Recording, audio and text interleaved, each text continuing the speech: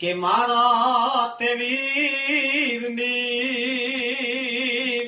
એ જ પોપટ હરખી બોલી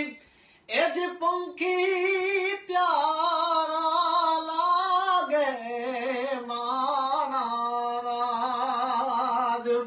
કે મારા તે બલવીર ભાઈની એ જ પોપટ હરખી બોલી એ જ પંખી પ્યારા લાગે મારા રાજ મારા તે બલવીર ભાઈને એ ખીમરાજ મામાએ એમ પૂછ્યું ભાણેજ કેમ મોડા મારા